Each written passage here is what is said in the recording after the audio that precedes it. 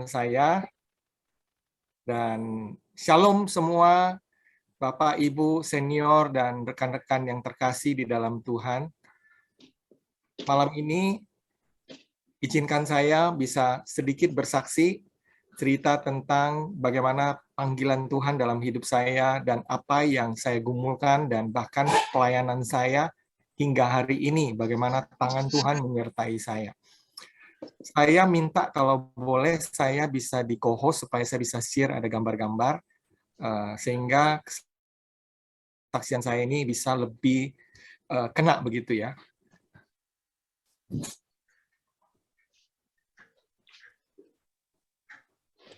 Oke, Sudah Pak? Ya. Sudah ya. Oke, saya share ya.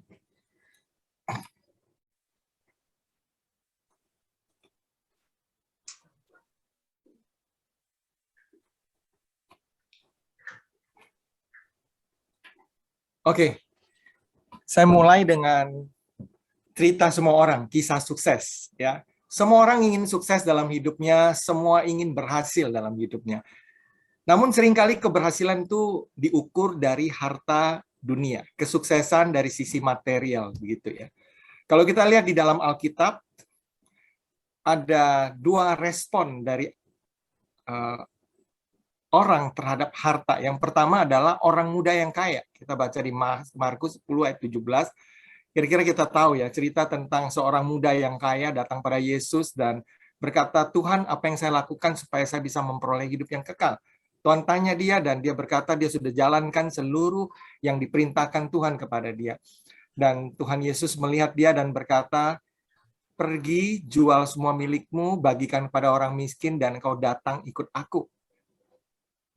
Dan kita tahu responnya orang kaya ini berkata, dengan sedih dia meninggalkan Tuhan Yesus.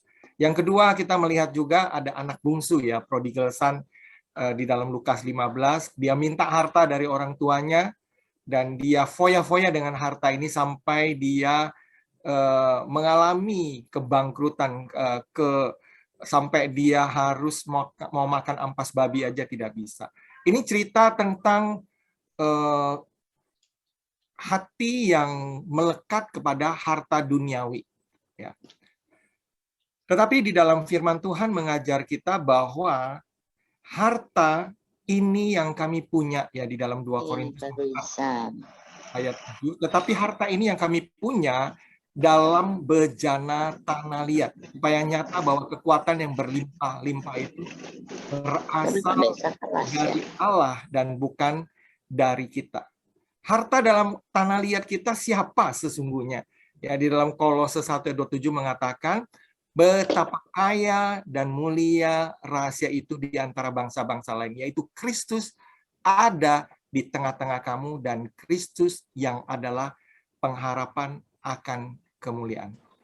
Saya mulai dengan beberapa ayat yang dibacakan ini. Sebenarnya saya juga mengalami pergumulan.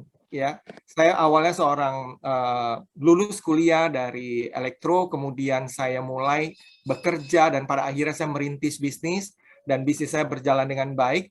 Tiba saatnya pertanyaan ini datang pada saya. Ya, saya sempat waktu itu makan bersama dengan istri saya, menikmati hasil perjuangan saya, hasil bisnis saya ke sebuah restoran. Kemudian ketika saya mau makan, seorang kepengamen datang dan nyanyi, tapi suaranya sumbang, dia hanya ingin minta uang. Dan saya berkata pada istri saya, ya tentu dalam bahasa Hokkien ya, bahasa Chinese ya, ini orang seperti lalat yang keliling-keliling mengganggu saya. Makanan favorit saya belum keluar, tapi ini lalat udah datang gitu ya. Saya kesal gitu ya. Karena saya pikir saya layak, saya bekerja, saya menikmati hidup saya bisa makan makanan favorit, makanan yang the best yang ada di restoran tersebut.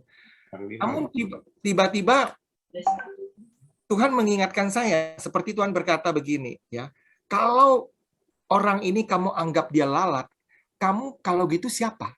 Kamu apa kalau gitu? Saya berpikir-pikir, kemudian kalau dia lalat, dia mengelilingi saya, wing-wing-wing gitu. Tentu saya bukan bunga yang berbau harum, tentu saya adalah sampah yang berbau busuk. Dan ini mengejutkan saya, seolah-olah Tuhan menegur saya, Kamu lebih buruk daripada pengamen ini. Kamu tidak peduli dengan orang lain, kamu tidak peduli dengan kemiskinan, kamu tidak peduli dengan pergumulan. Orang mungkin tidak bisa makan, orang susah, orang menderita. Kamu sendiri hanya menikmati keberhasilan kamu. Memang kamu tidak merampok, kamu tidak korupsi, tetapi kamu hanya memikirkan dirimu. Kamu tidak mengasihi sesamamu. Kamu tidak mau peduli dengan mereka, dan itu menjadi pergumulan awal saya untuk mencari kehendak Tuhan. Di dalam firman Tuhan di 2 Petrus 1 ayat 9 dikatakan, kita ini bukan hanya kita ini diselamatkan, tetapi kita ini diselamatkan dan dipanggil dengan panggilan kudus. Artinya Tuhan punya panggilan dalam hidup kita. Tuhan punya rencana dalam hidup kita. Dan Tuhan ingin hidup kita melakukan kehendak-Nya. Bahkan Tuhan berkata di dalam Matius 7:21, pergi kamu sekalian orang-orang yang tidak melakukan kehendak Bapa-Ku. Bagi Tuhan, hidup kita sebagai anak-anak Tuhan, sebagai pengikut Tuhan, sebagai murid Tuhan, ukuran keberhasilannya bukan berapa kaya kita, berapa sukses kita, berapa banyak uang kita, tapi seberapa kita melakukan apa yang menjadi rencana, apa yang menjadi panggilan, apa yang menjadi pekerjaan baik yang Allah siapkan sebelumnya dan Allah ingin kita hidup di dalamnya, seperti di Efesus 2 ayat 10. Jadi saya mulai dengan kesaksian ini, ya. Kerajaan sorga itu seumpama harta terpendam di ladang yang ditemukan orang lalu dipendamkan, dan oleh sebab sukacitanya ia pergi jual semua miliknya lalu beli ladang. Ini mungkin orang bodoh. Kenapa dia nggak ambil aja? Ngapain dia harus pulang jual miliknya kemudian beli ladang itu? Ya, sebenarnya mengikut Tuhan artinya kita harus jual semua milik kita. Artinya kita harus meninggalkan ego kita, meninggalkan hidup yang berpusat pada diri kita, kepada kesuksesan duniawi dan lain sebagainya. Kita harus ikut Yesus. Ya, kebenarannya kita harus jual semua milik kita, baru kita bisa beli ladang, baru bisa gali harta terpendam, yaitu kekayaan, kemuliaan, pengenalan akan Kristus yang sejati. Dan di dalam mengalami bagaimana kayanya, mulianya, kasih, kuasa Tuhan bekerja dalam hidup kita, sehingga kita mengenal Dia dengan sempurna. Ya. Apa gunanya seorang memperoleh seisi dunia tetapi kehilangan nyawanya? Saya mulai dengan ada beberapa foto. Awalnya saya seorang pengusaha di Jakarta, pengusaha IT, pengusaha listrik gitu ya. Kemudian ini dua anak saya masih kecil waktu itu, 5-7 tahun, dengan istri saya. Bagaimana saya bisa pindah ke Nias dan akhirnya tinggal di sebuah gubuk kayu di tepi sungai yang banjir, bahkan pernah awalnya tanpa listrik selama 3-4 bulan dan hanya menampung air hujan selama 6 tahun lebih.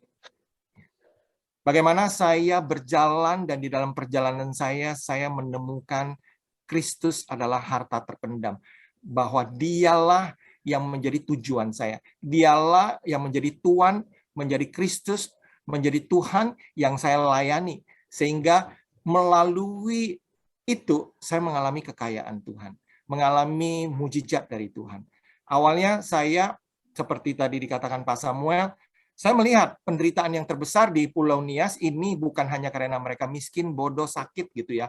Ini tentunya saya tidak bercerita bahwa seluruh Nias seperti itu, tetapi sebagian besar karena ini masih termasuk daerah 3T, terluar, terdepan, dan tertinggal. Dan saya mulai menampung anak-anak karena anak-anak menjadi pelengkap penderita. Artinya apa? Lengkaplah sudah penderitaan keluarga-keluarga yang ada di Nias ini dengan lahirnya anak, dengan beban yang semakin bertambah, mereka tidak sanggup, dan orang-orang itu meninggalkan anaknya pergi ke seberang kerja di perkebunan sawit, atau mereka mati dalam usia muda, meninggalkan anak-anaknya menjadi yatim dan piatu. Dan anak-anak ini saya tampung ya dengan tinggal di tepi sungai ini bersama anak-anak. Saya di Jakarta punya rumah yang baik, punya AC, punya spring bed, punya segalanya, tetapi ketika saya pindah ke Nias, tidak ada karpet merah buat saya. Tetapi ada satu tanah kecil 300 meter, di sana saya bangun pondok kayu di mana saya tinggal di situ bersama anak-anak. Ya. Dan disitulah saya mengalami dan menyadari bahwa ketika Tuhan memanggil saya harus mengosongkan diri saya. Saya tidak bisa membawa gaya saya, membawa suka-suka saya, membawa apa yang menurut saya yang terbaik. Tetapi Tuhan membentuk saya, mengizinkan saya ada dalam situasi seperti itu. Yaitu saya mengosongkan diri saya rela menderita bersama anak-anak itu. Ya. Sampai bagaimana akhirnya dalam perjalanan iman saya, Tuhan membentuk saya. Ya, visi iman perjalanan kita harus mengalami seolah-olah kematian. Ya, dan disitulah Kristus menjadi nyata. Ya, saya pernah dalam kondisi ketika nggak ada listrik, anak-anak lagi bandel-bandelnya, anak-anak tertolak tentunya ya, anak-anak yang ditinggalkan tertolak, merasa dibuang di panti asuhan. Saya nggak bisa ubah mereka, hanya Tuhan. Di dalam keadaan seperti saya difitnah, kemudian saya mulai diancam, mau dianiaya dan lain sebagainya. Saya berpikir, buat apa saya di sini? Dan Tuhan bertanya kepada saya, kalau gitu buat apa kamu di sini? Coba kamu temukan alasan kenapa. Oh, saya ke sini bukan karena diutus oleh lembaga gereja. Saya di sini karena saya mau taat pada Tuhan. Dan Tuhan berkata, itu apakah kamu mau mengasihi aku, melayani aku meskipun kamu tidak lihat hasil, kamu tidak lihat segalanya tidak seperti yang dijanjikan. Kamu tidak lihat segala anak-anak berubah, kamu lihat lingkungan menerima kamu lihat masyarakat menerima kamu, tapi mau nggak kamu melayaniku? Di situ saya hancur hati dan saya datang pada Tuhan dan Tuhan menyembuhkan saya. Hingga hari ini kenangan ketika Tuhan berkata, maukah engkau melayani aku? Kalau engkau mau melayani aku, maukah engkau mengasihi aku? Hanya itu yang menjadi dasar di dalam kita melayani Tuhan. Dan di dalam proses inilah, ya, dalam kondisi saya melihat anak-anak yang seperti ini, ya, jembatan yang putus, mereka mau sekolah aja susah. Hingga hari ini ya, minggu-minggu lalu saya masih nyebrang sungai, saya masih pergi ke pedalaman, ambil anak-anak, cari anak-anak supaya anak-anak ini bisa sekolah. Anak-anak ini jangan sampai masuk pesantren, anak ini jangan sampai tidak punya masa depan, stunting. Pulau Nias bisa dikatakan 45%, 54% stunting, artinya dari 2 anak, 1 anak lebih stunting gitu ya. Anak-anak ini saya tampung bersama istri dan anak saya tidur di kasur tipis hingga hari ini, tidur di pondok kayu, ya.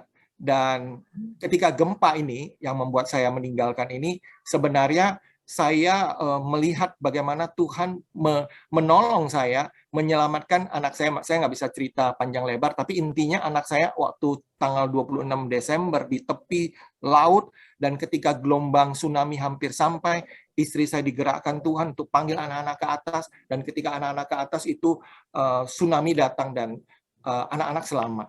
Dan di situ saya dalam kondisi saya bisnis, Tuhan bertanya, apa gunanya kamu memperoleh semua ini sekalipun kamu memperoleh bermiliar-miliar, tapi orang-orang yang paling kamu kasih dan paling dekat tidak ada sama kamu. Di situ saya merasakan panggilan Tuhan dan saya pergi ke Nias.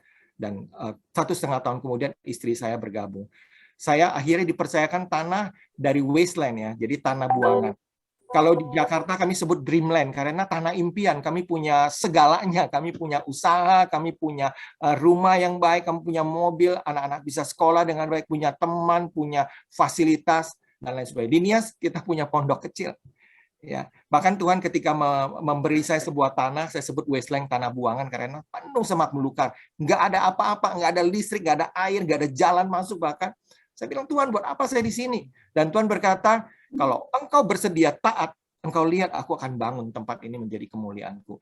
Dan saya belajar taat, dan lihat sebelah kanan itu menjadi promised land, tanah perjanjian. Mengapa kita sebut tanah perjanjian? Ini tanah perjanjian kecil ya. Tentu ada tanah promised land yang tanda kutip besar, yaitu tanah Israel ya, Yerusalem, tanah Israel. Tapi di sini promised land tanda kutip artinya tanah perjanjian, karena istri saya bergumul ketika mau pergi mengikuti saya ke Nias, dia bergumul 1,5 tahun jalankan bisnis saya, dan akhirnya ketika dia memutuskan dia mau ikut, karena Tuhan berkata, kalau kamu bersedia pergi, aku akan berikan sebuah tanah yang besar dan banyak jiwa-jiwa untuk melayani.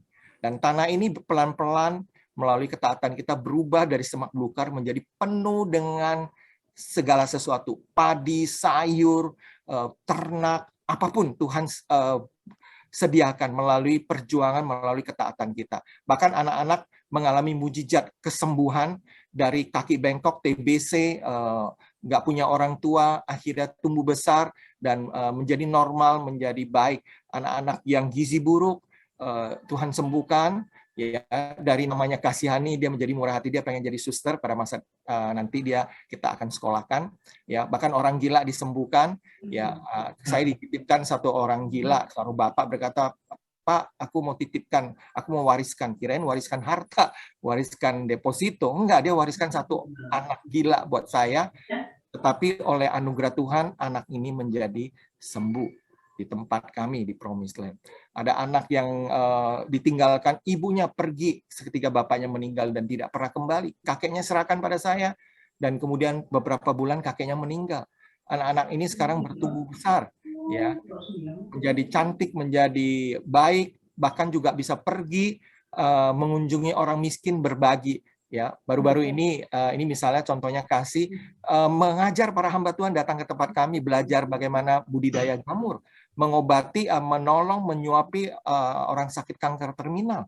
Ya, bagaimana anak ini yang gizi bukan gizi buruk, dia punya kelainan usus, malam dan pagi dia udah penuh dengan kotorannya, dan kita nggak bisa buat apa-apa, dokter nggak bisa buat apa-apa, tetapi melalui ketaatan kita Tuhan sembuhkan. Bahkan dia sekarang membantu kita lewat di jalan-jalan di Nias ini. Lucu ya, kalau jalan-jalan itu akar menjuntai turun bisa berminggu-minggu tidak dipotong, padahal itu bahaya orang lewat. Dan anak ini bersama saya, dia bersedia memotong dahan, memotong akar yang jatuh. Dia bertumbuh besar, dia sembuh, dia menjadi baik, dan kita bersyukur. Akhirnya tanah ini kami bangun oleh anugerah Tuhan, ada panti asuhan, ada kompleks sekolah. Ya.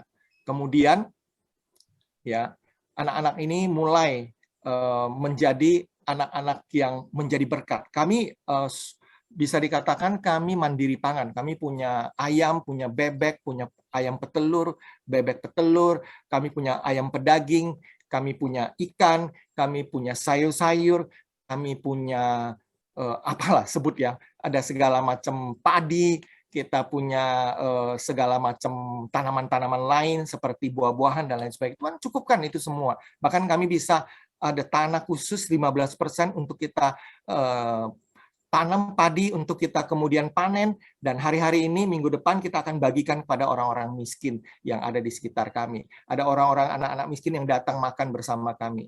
Kami tidak kekurangan ketika kami belajar taat kepada Tuhan. Kami punya solar panel, untuk listrik pun tidak kekurangan karena matahari ada. Ya kebetulan saya bertanya, Tuhan kenapa saya insinyur elektro ke Nias buat apa? Ya, ketika saya nggak ada listrik, ya bahkan malam-malam dan kegelapan, Tuhan bilang nggak sia-sia aku sekolahkan kamu jadi apa? Insinyur listrik, tapi kamu hidup dalam kegelapan. Akhirnya Tuhan beri hikmat saya, dan saya mulai berusaha berjuang untuk instalasi solar panel. Hingga hari ini kami tidak kekurangan listrik. Orang boleh padam listrik karena daerah 3T ya. Kami nyala terus ya, karena siang hari kami simpan energi dan malam hari kami pakai. Bahkan mesin-mesin pertanian kami jalankan dengan dinamo, dengan solar panel. Ini kami punya. Bahkan motor, kami punya motor listrik yang walaupun hari ini rusak kita akan perbaiki. Motor listrik ini tanpa bensin, ya, tanpa menggunakan bensin, ramah lingkungan. Jadi transportasi kami juga punya. Jadi mulai dari kemandirian air, kami punya saringan air, kemandirian pangan, beras, daging, telur, sayur, ikan, dan lain sebagainya. Punya kemandirian dalam arti pendidikan, kami punya sekolah, TK, SD, SMP, SMA, kemandirian energi, transportasi, dan terakhir kami sedang berdoa. Kami belum mencapai ini, kemandirian finansial, artinya secara keseluruhan kami mampu membiayai total, dan kami mampu mengutus juga secara total. Itu menjadi kerinduan kami. Ya, anak-anak terbiasa hari-hari pergi untuk menolong orang-orang susah, orang-orang sakit. Ya. Tapi kita punya satu kesedihan. Ada gereja yang bisa pesta, bisa acara Natal dengan mewah, padahal jemaatnya nggak diurus, kami yang urus. Makanya saya berpikir ada sesuatu yang memang hilang dari pemahaman gereja. Sebenarnya gereja itu adalah agen kerajaan. Gereja punya misi adalah menghadirkan kerajaan Allah. Bukankah kita berdoa, datanglah kerajaanmu, jadilah kehendakmu. Kita menjadi saksi Kristus di tengah dunia ini. Ke gereja harusnya menjadi garam dan terang. Gereja adalah agen kerajaan Allah. Gereja harus melakukan tugas dan misi dari Tuhan sendiri, dan tidak lebih, tidak kurang dari itu. Ya. Kami bahkan harus bertanggung jawab untuk lingkungan. Kami bangun pengairan sendiri karena pengairan dari pemerintah tidak berfungsi sama sekali. Pengairan lebih rendah dari sawah kami harus bangun sendiri, dan hari ini udah jadi, kami punya air dari solar panel, air yang penuh bisa alirkan ke sawah, ke ladang, dan tanah ini menjadi indah. Ya, anak-anak ya, kami tampung dari kecil hingga besar, ya. Dan hari ini ada 35, ini besok datang lagi tambah 2, dan kemudian minggu depan tambah belasan, mungkin kita akan mencapai 50-70 anak yang kami biayai, kami beri makan dari hasil kami, dan kami muridkan, karena visi kami adalah memuridkan setiap anak-anak ini. Di Mazmur 127 ayat 3 dikatakan, anak-anak adalah milik pusaka dari Tuhan dan buah kandungan adalah suatu upah.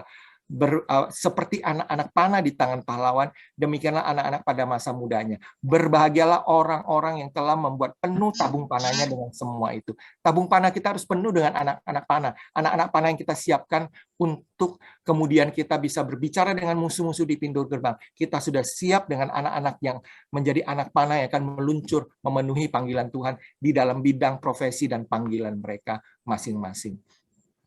Ini contohnya satu ibu baru aja dititipkan 3 anak, dia pergi ke seberang jadi buruh sawit, ya. Ya, ini terus-menerus seperti ini, ya. Akhirnya saya menyadari satu panggilan saya, ya, yaitu saya mengajarkan kemandirian. Saya memuridkan bukan hanya memberi makan, tetapi saya mengajar mereka memberi makan orang susah. Ya, bayangkan, ya, kami dikenal sebagai panti asuhan yang memberi bukan menerima. Pada masa Covid kami bisa memberi. Orang yang mencuri, kata firman Tuhan di Efesus 4, janganlah mencuri lagi, tetapi baiklah ia bekerja keras dengan tangannya supaya ia dapat membagikan sesuatu kepada orang yang kekurangan. Pencuri baru berubah bukan ketika dia tidak mencuri. Dia kalau tidak mencuri dia di pengangguran, tapi ketika dia memberi, maka dari pencuri menjadi pemberi. Predikat berubah. Ini yang kami ajarkan, anak-anak panen, bawa beras di tangan, berdoa, dan mereka pergi. Ya. Menemukan anak-anak, misalnya ibu ini dengan satu piring singkong yang cuma 1 batang, yang anak kami. Jadi bukan saya yang melakukan lagi. Saya utus anak-anak ini melihat misalnya anak kami, Niwa yang kami didik sejak kecil, kalau enggak dia seperti ibu ini yang stunting, ya. Dan dia pulang bawa beras, ini beras kami yang kami olah, kami tanam, ini ibu, buat ibu. Supaya ibu anak-anak bisa makan. Hari-hari ini tanah kami dari wasteland menjadi tanah yang indah, tanah yang berlimpah dengan madu, tanah yang berlimpah dengan beras, tanah berlimpah dengan segala sesuatu. Buat apa? Buat kami bisa menjadi saksi, supaya kami bisa menyelamatkan seberapa banyak orang. Mia sebenarnya adalah mayoritas Kristen, tetapi tidak lahir baru, tetapi tidak hidup di dalam ketaatan. Cukup banyak yang hidupnya di dalam penderitaan, kemiskinan, ketertinggalan, sakit penyakit, dan kebodohan. Itu sebab kami bangun juga sekolah. Saya ingat BPS tahun 2001, itu hanya 1 dari 1000 anak yang bisa kuliah. Dan hanya 5 dari 100 anak yang bisa sampai SMA. Kebanyakan buta huruf. Kami mendirikan sekolah yang pertama, TK yang pertama, SMP yang pertama, SMA yang pertama di desa kami, di Promised Land ini. Ya. Ini anak-anak kami. Saya sempat bersaksi di Jakarta. Saya juga diundang, pernah kesaksian di Amerika, di dalam konvensi misi, dan saya diundang juga menjadi teman dari teman-teman Buddha Seci yang aktif juga melayani tugas-tugas sosial, dan mereka panggil saya, Pendeta Senta datang dan mengajar kami Dharma. Apa itu Dharma? Oh, Dharma itu perbuatan baik. Oh, kalau kita pekerjaan baik, sebab kami punya Tuhan. Tuhan kami memberi pekerjaan. Ketika mereka, saya saksikan apa yang Tuhan kerjakan dalam hidup saya, mujizat penyertaan Tuhan, mereka berkata, kenapa kamu bisa sampai ke titik ini? Siapa yang memampukan kamu dari kuasa apa? Saya bilang, ya kuasa Tuhan Yesus. Mereka tidak menolak Yesus. Mereka akhirnya menyadari, ya, saya bisa memberitakan kepada mereka. Tentunya saya bisa menyampaikan itu kepada mereka, ya. Dan ini gambar yang membawa saya terbeban ketika melihat anak-anak ini, ya, pada awal gempa. Anak-anak yang tidak punya harapan, wajah-wajah yang lesu di dalam gereja yang hancur. Akhirnya saya menyadari ini, saya masuk, dan waktu saya masuk wasteland itu anak-anak baru sekecil ini. Bayangkan kami mengolah tanah dengan anak-anak seperti ini, dan tanah ini bukan 1000-2000 meter, 5 hektar. Tapi Tuhan itu ajaib dan Tuhan memampukan kami. Ya. Nah, tanah masih begitu, ya.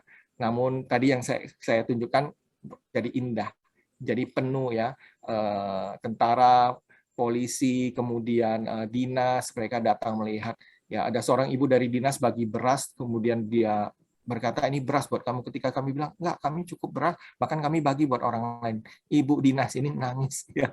Oh, bisa ya? Kok ada ya? Karena anak-anak itu kami latih. Mereka tidak kalau engkau tidak bekerja, engkau tidak makan. Tentunya dalam waktu-waktu yang tidak panjang. Mereka tentu perlu belajar, perlu tidur, perlu istirahat, perlu main. Tapi dalam sela waktu mereka, dengan hikmat Tuhan, dengan kekuatan dari Tuhan, mereka menghasilkan semua. Kami berjuang bersama-sama.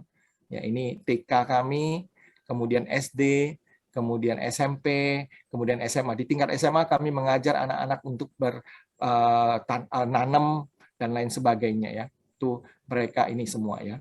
Dan saya juga menjadi ketua kelompok tani. Kami punya ibu-ibu buta huruf yang kami ajar supaya mereka bisa bercocok tanam dengan baik. Baru-baru ini 2 hari yang lalu ada pelatihan, para pendeta datang untuk melatih. Mungkin ada yang bertanya, ini siapa yang latih? Bukan saya, anak saya. Si Kasih yang baru kelas 10 melatih para pendeta. Pendeta itu juga kaget. Karena anak-anak ini kami secara rotasi, ada yang tugas kambing, tugas ayam, tugas bebek, tugas padi, tugas jagung, tugas sayur ini dan lain sebagainya, cabai dan lain sebagainya. Kami punya produk-produk yang kami olah untuk menjadi seperti bubuk kelor, kapsul, binahong dan lain sebagainya, VCO juga, ya. Ini yang kami olah. Ya, ini VCO tadi, ini kelor dan lain sebagainya, tepung pisang, binahong, tandan dan lain sebagainya. Kami punya mimpi suatu saat nanti tahun 2030 kami bisa membawa kapal untuk keliling 384 pulau gugusan paling barat Indonesia, membawa Injil Kerajaan Allah. Injil Kerajaan Allah berbicara bukan tentang makan dan minum, tapi berbicara tentang damai sejahtera, sukacita dan kebenaran Roh Kudus. Kiranya ini bisa sampai ke pulau-pulau melalui kami dan anak-anak yang jadi guru, ada jadi dokter, ada jadi perawat, ada jadi pendoa, ada jadi pendeta, ada yang jadi peternak, jadi petani, apapun. Sehingga satu pulau demi satu pulau membawa shalom. Itu mimpi yang kami Tuhan taruh di dalam hati saya. Sesuatu yang mungkin terlalu aneh. Tapi kami percaya tidak ada yang mustahil buat Tuhan. Kami hanya taat melakukan bagian kita. Terima kasih. Itu saja yang saya bisa saksikan.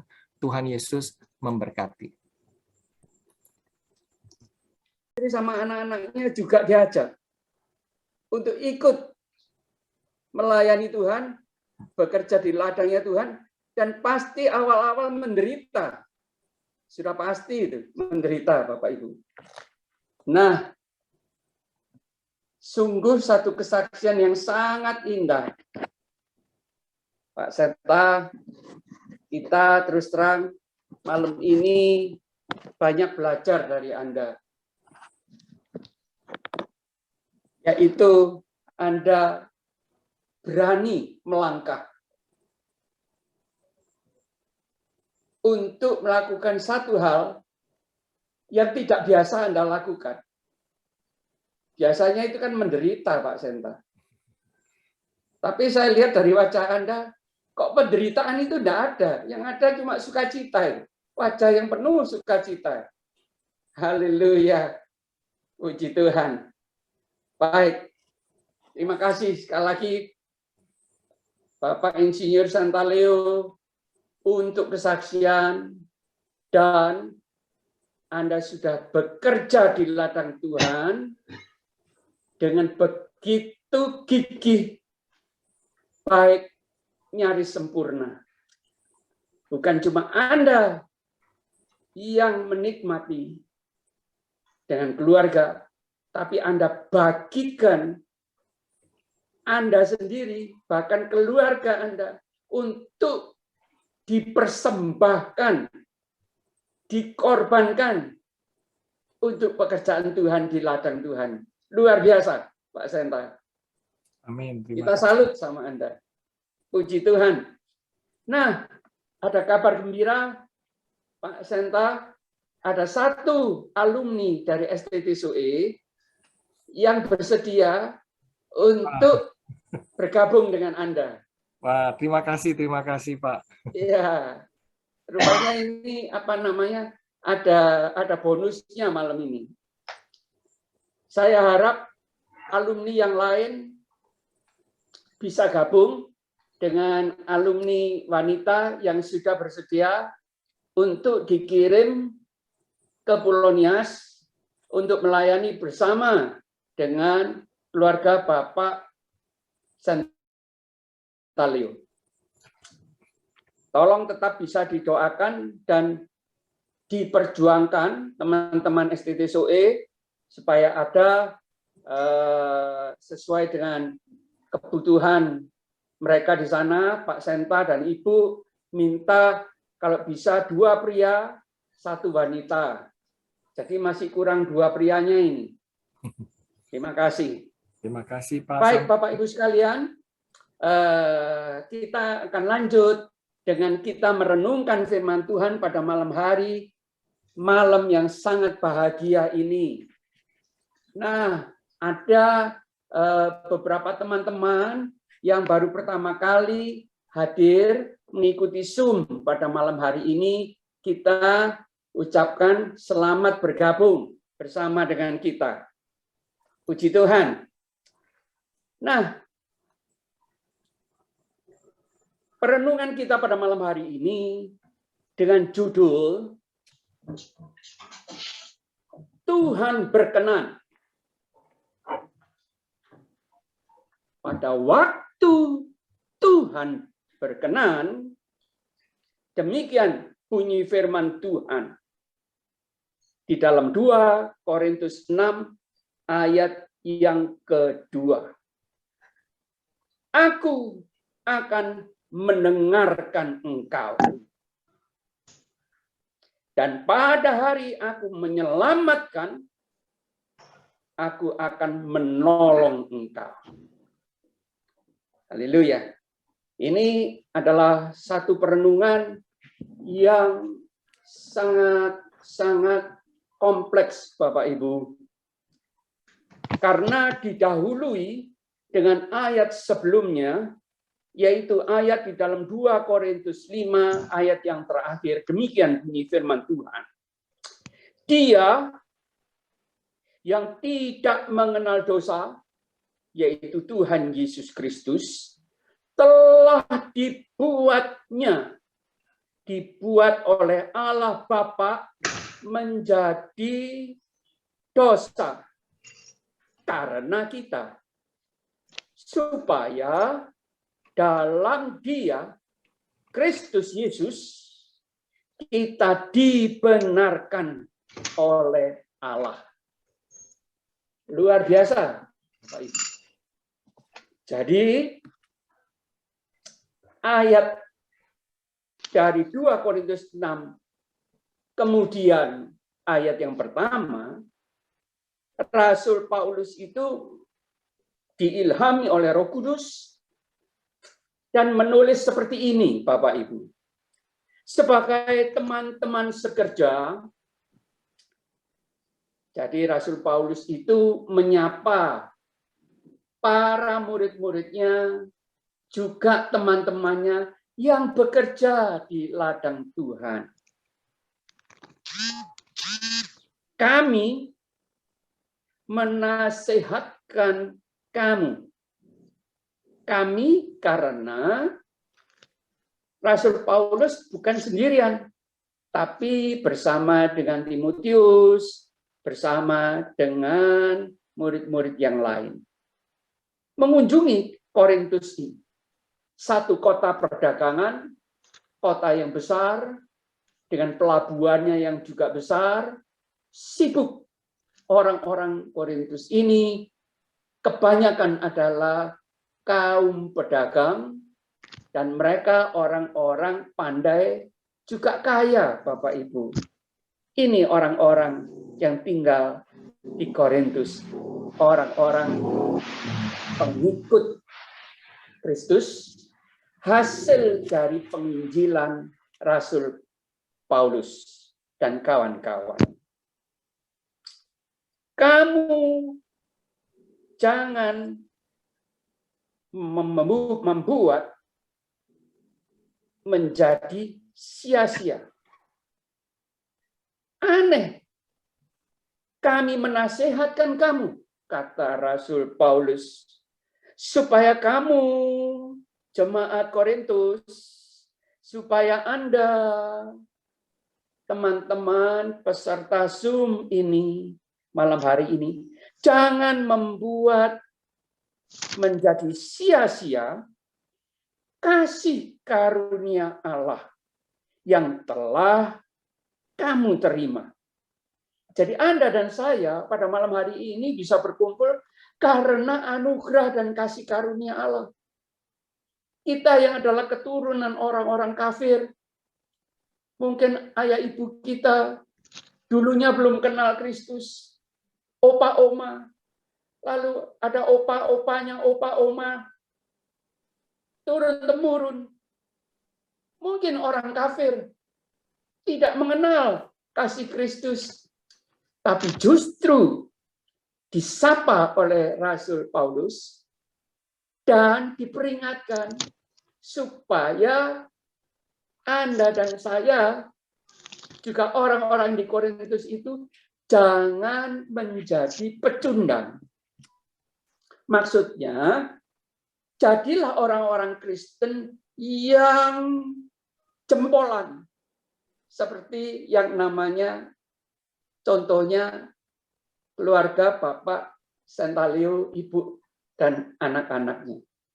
Masih muda, tapi sudah mau bekerja di ladang Tuhan, malah mengajar bagaimana membuat yang namanya jamur. Luar biasa, Bapak Ibu. Nah, keluarga seperti inilah yang dimaksud oleh Rasul Paulus.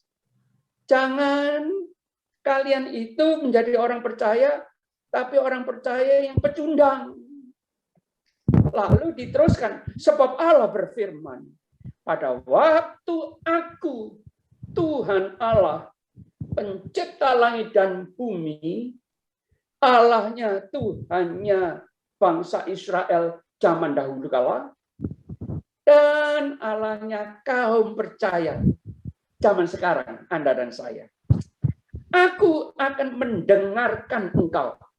Haleluya. Apa yang didengarkan dari Anda dan saya? Pasti doa-doa kita, bukan? Luar biasa. Dan pada hari aku menyelamatkan, yaitu pada waktu Tuhan menyelamatkan Anda dan saya, aku, kata Tuhan Yesus, akan menolong engkau.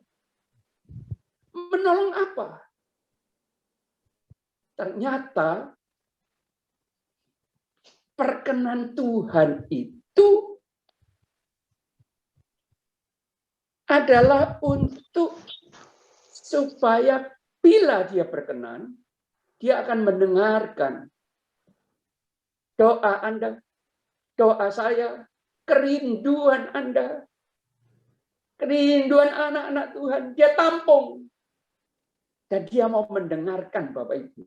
Itu luar biasa. Kalau mendengarkan berarti dia mau menjawab doa-doa kita. Mau menjawab kebutuhan kita.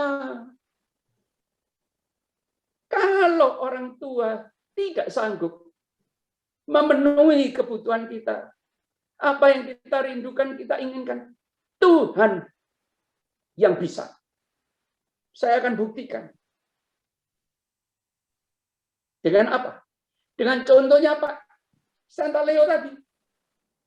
Pergi ke Pulau Nias, tidak tahu harus kemana, tinggal di mana. Yang ada cuma ada tanah kosong, berbentuk hutan belantara. Tapi Tuhan menyertai Pak Sento sekeluarga.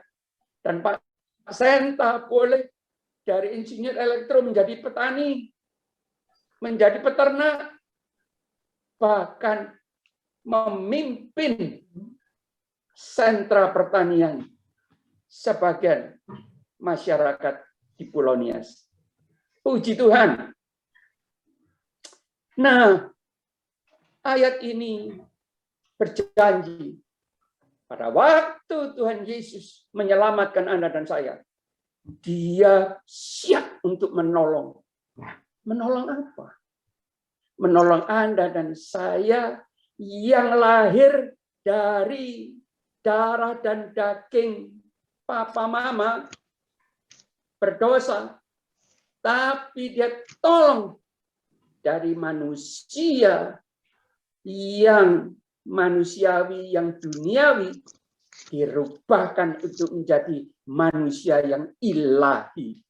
Ini pertolongan yang dahsyat. Jadi rencana Tuhan itu dia berkenan kepada siapa? Ternyata dia itu berkenan kepada orang yang takut akan Tuhan. Itu ada di dalam Mazmur 147. Saya bacakan Bapak Ibu. Mazmur 147 ayat yang ke-11. Demikian bunyi firman Tuhan. Tuhan senang kepada orang-orang yang takut akan Dia. Kepada orang-orang yang berharap akan kasih setia-Nya. Wow, Tuhan itu berkenan, senang dengan orang-orang yang takut akan Dia. Dan orang-orang yang takut akan Dia, itu ketika Tuhan Yesus lahir di muka bumi ini, di dalam kitab Lukas 2, itu termasuk orang-orang yang seperti ini. Lukas 2 ayat yang ke-14.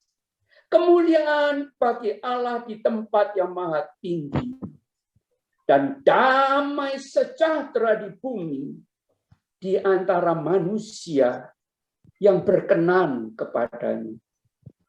Jadi damai sejahtera itu hanya akan dicurahkan dan menjadi milik dan dinikmati oleh manusia-manusia yang bukan hanya percaya kepada Kristus dan menerima Dia sebagai juru selamat hidupnya untuk mengampuni dosa-dosanya, menjadi penebusnya, juru selamatnya, tapi juga untuk diperkenan oleh Tuhan. Dan Tuhan berkenan kepada orang-orang yang takut akan Dia. Dan orang yang takut akan Dia itu pasti hidupnya itu ada di dalam damai sejahtera di muka bumi ini.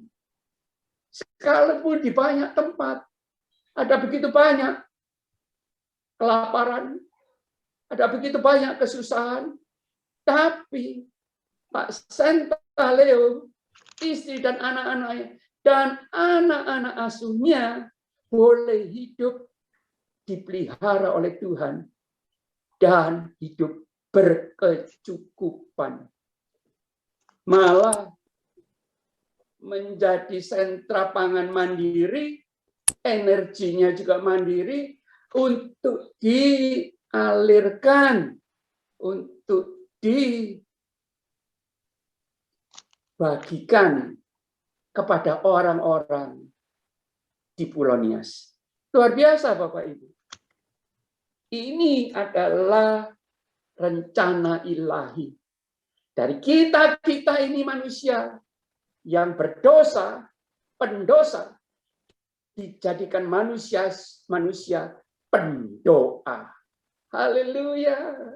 Dan Tuhan mendengar doa orang-orang yang Dia kenan. Puji Tuhan. Lalu, kalau kita mau mendengar suara Tuhan, firman Tuhan, maka Mazmur 115 akan menjadi milik kita. Mazmur 115 ayat yang ke-11. Demikian bunyi firman Tuhan. Hai orang-orang yang takut akan Tuhan. Tuhan huruf besar adalah Yahweh. Tuhan Allah Israel, pencipta langit dan bumi dengan serba sekalian alam. Dahsyat Bapak Ibu. Percayalah kepada Tuhan ini. Dialah pertolongan mereka dan perisai mereka. Ini janji Tuhan. Tuhan telah mengingat kita. Apa yang diingat? Keadaan kita, kesusahan kita, keputusasaan kita, ketidakberdayaan kita, kelemahan kita. Oh, Dia ingat akan kita. Manusia, mungkin papa mama kita bisa tidak ingat kepada kita. Tapi Tuhan akan selalu ingat kepada Anda dan saya. Bila Anda dan saya hidup takut kepada Tuhan. Amin. Dia akan memberkati kaum Israel. Memberkati kaum Harun. Memberkati orang-orang yang takut akan Tuhan. Baik yang kecil maupun yang besar. Itu janji Tuhan. Lalu masih ada bonus. Orang yang takut akan Tuhan dan rendah hati diganjar dengan satu kata Amsal 22 ayat yang keempat. Diganjar dengan satu kekayaan. Haleluya. Kayak apa Bapak Ibu? Kayak damai sejahtera, sukacita. Haleluya. Kayak apa? Persaudaraan. Di mana-mana kita punya saudara di dalam Kristus. Benar. Kedua, diganjar dengan apa? Dengan kehormatan. Pak Santaleo mungkin awal-awal tidak dianggap oleh orang-orang di Nias, bahkan mungkin dimusuhi, disalahpahami. Tetapi setelah 17 tahun, beliau keliling kemana-mana, termasuk malam hari ini. Kita hormat, angkat topi kepada Bapak Insinyur Santaleo dan istri. Kenapa? Karena yang dilakukan, dikerjakan adalah amanat agung. Bukan hanya untuk mengabarkan Injil semata, tetapi melakukan pengabaran Injil secara holistik. Ya. Bagi orang yang miskin, harus diangkat derajatnya, diajar untuk berkebun, diajar untuk beternak, dilatih dengan penuh kasih sayang. Selain dengan firman Tuhan, secara holistik, jasmani, diajar untuk bercocok tanam. Dahsyat. Tidak banyak orang yang seperti Pak Santaleo ini, Bapak Ibu sekalian, yang melakukan The Great Commission secara holistik. Dan yang Amsal beritahukan, kalau kita tadi mendapatkan bonus, seperti misalnya di Mazmur 111 ayat yang kelima. Rezeki orang yang takut akan Tuhan itu disediakan oleh Tuhan. Jadi orang lain atau di negara lain mungkin susah, tidak bisa makan. Tapi Tuhan janji kepada anak-anaknya yang takut akan Tuhan, diberinya rezeki. Saya mengalami, Bapak Ibu. Saya anak seorang rohaniwan zaman Jepang. Tapi saya sampai detik ini tidak pernah kekurangan sesuatu pun yang baik. Haleluya. Dan takut akan Tuhan itu diajar oleh Amsal 8 ayat yang ke-13. 1. Membenci kejahatan. Itu yang tadi dibicarakan di firman awal. Jangan mensia-siakan. Jangan sampai kita menjadi orang percaya, orang Kristen yang jahat. No. Katakan tidak kepada kejahatan. Harus kita benci. Haleluya. Kedua, membenci kesombongan. Bisa bilang kepada Tuhan, Oh Tuhan Allah, bagaimana Engkau bisa menolong aku? Hutangku banyak, aku sakit, tidak ada dokter yang bisa menolong. Lalu pergi ke perdukunan. Ini orang sombong, melecehkan kuasa Tuhan. Saya mengalami 4 tahun sakit, keluar masuk rumah sakit. 7 tahun saya harus belajar jalan. Itu ada Olin, cicit saya, ikut di grup ini. Itu opa oma besarnya yang saya panggil kakak yang memelihara saya. Keluar dari rumah sakit, oma besarnya Olin yang merawat saya, menyuapin saya. Sayang beliaunya sudah dipanggil Tuhan. 4 tahun. 28 dokter angkat tangan. Tapi dokter di atas segala dokter turun tangan untuk menjamah saya. Dan hiduplah saya. Sembuhlah saya. Haleluya. Dan karena panggilan Tuhan, saya berkeliling di Timor, justru karena satu orang Timor diutus oleh Tuhan untuk mendoakan saya ketika saya ada di rumah sakit Dharma. Satu orang, Samuel Gamaliel, didoakan oleh orang dari Soi. Setelah itu, beberapa tahun kemudian, Samuel Gamaliel dikirim oleh Tuhan untuk keliling bukan hanya di Soi, tapi di seluruh Pulau Timor, Pulau Sabu, Rote, Alor, Sumba, dan lain-lain tempat. Berdirilah STT Soi. Haleluya. Puji Tuhan. Ini semua karena apa? Pak Leo maupun saya tidak mau main-main. Tidak mau hanya sekedar sebagai orang percaya, lalu tidak berbuat apa-apa. No. Tuhan memberikan kepada kita talenta, kita harus kembangkan. Dan di antara kita di sini, ada dokter-dokter, ada juga pebisnis, ada juga guru, ada juga yang berprofesi lain, ada yang bahkan profesor, dosen. Puji Tuhan. Dan saya, ayo kita gandeng tangan. Untuk apa? Memberitakan firman Tuhan secara holistik. Nah, tujuan firman Tuhan ini kedua, selain Tuhan mau mendengar, dia mau menyelamatkan. Kalau Anda dan saya sudah diselamatkan oleh Tuhan, sudahkan kita sekarang mau memiliki murid-murid untuk yang kita utus untuk menyelamatkan orang-orang lain.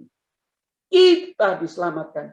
Kitalah yang harus mengusahakan siar kabar damai sejahtera untuk orang-orang lain bisa diselamatkan. Haleluya.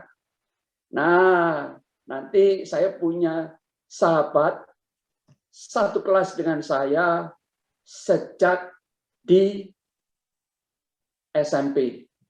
Sekarang beliau dipanggil Pendeta Junarifan. Arek Malang asli.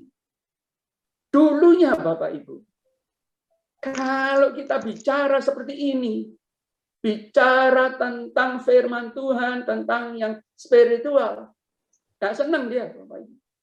Saya nggak tahu kenapa. Padahal omnya beliau adalah guru kita, guru bahasa Mandarin. Namanya Ni Xianzhen, Pak Guru Ni. Wah, tapi Tuhan itu luar biasa. Yang namanya Pak Junarifan mungkin acuh terhadap Tuhan, tapi Tuhan kejar dia. Tuhan tangkap dia. Nah, satu hari kita akan dengar beliau bersaksi bagaimana Tuhan tangkap dia. Haleluya.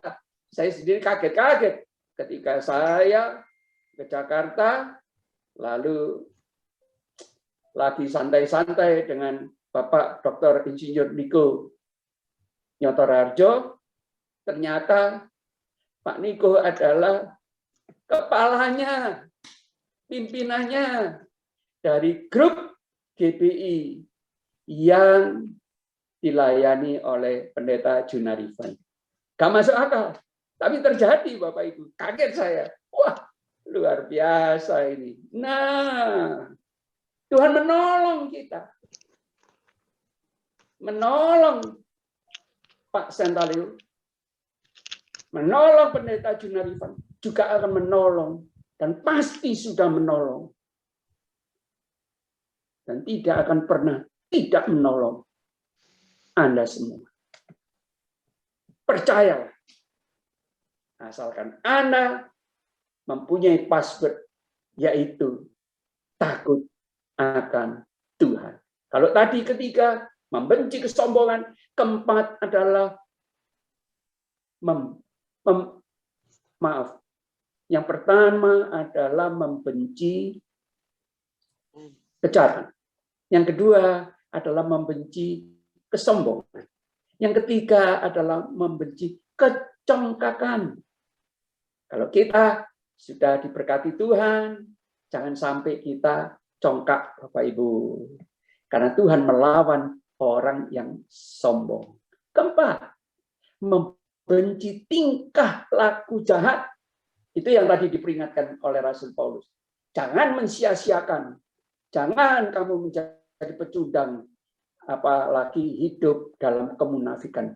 Tapi Anda dan saya harus hidup di dalam kebenaran. Haleluya. Lalu yang kelima, membenci mulut penuh tipu muslihat. Ini adalah tipe orang-orang yang takut akan Tuhan. Yang terakhir, Bapak Ibu, kalau kita ditolong oleh Tuhan, nggak tahu lewat siapa kita bisa mendapatkan kesempatan untuk satu, selamat. Kedua, mungkin kita ditolong dalam pekerjaan, dalam bisnis, dalam apa saja. Apalagi mungkin kita ditolong oleh dokter tertentu, kita ditolong oleh guru tertentu. Kitalah yang harus menjadi penolong buat orang-orang lain. Begitu Bapak Ibu. Nah, ini adalah perikop daripada pada waktu Tuhan berkenan. Aku mau mendengarkan engkau, menyelamatkan engkau, dan menolong engkau. Kita tutup dengan 1 Petrus 2 ayat yang ke-9. Ini bunyi firman Tuhan.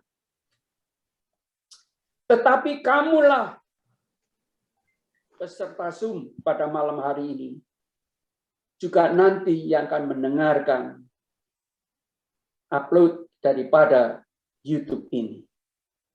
Kamulah bangsa yang terpilih, imamat yang rajani, bangsa yang kudus, umat kepunyaan Allah sendiri. Jadi Anda dan saya adalah miliknya Tuhan sendiri yang menciptakan langit dan bumi. Ngapain kita harus bingung? Ngapain kita harus susah? Dan ngapain kita harus bersedih hati? Karena kita ini miliknya. Allah Bapa, pencipta langit dan bumi, dan yang memberikan nafas hidup kepada Anda dan saya melewati COVID yang sudah merajalela ini. Puji Tuhan, supaya kamu memberitakan perbuatan-perbuatan yang besar dari Dia. Bukan yang kecil, Bapak Ibu, yang besar. Yang telah memanggil kamu keluar dari kegelapan kepada terangnya yang ajaib. Puji Tuhan.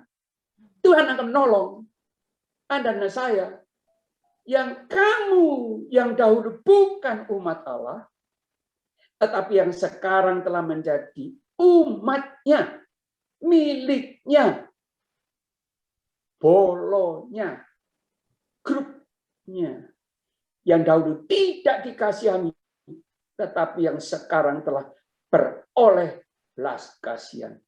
Yang dulu hanya manusia, anak papa mama, sekarang menjadi anak-anak Allah, ilahi sifatnya. Haleluya. Itu yang Tuhan rindukan untuk menolong Anda dan saya untuk menjadi anak-anak Allah. Sementara kita hidup di dunia yang fana ini, menderita.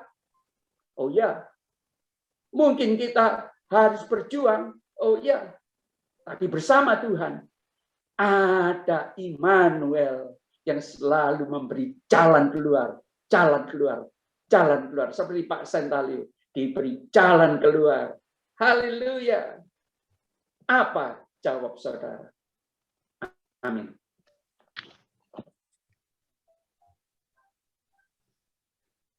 Bapak Ibu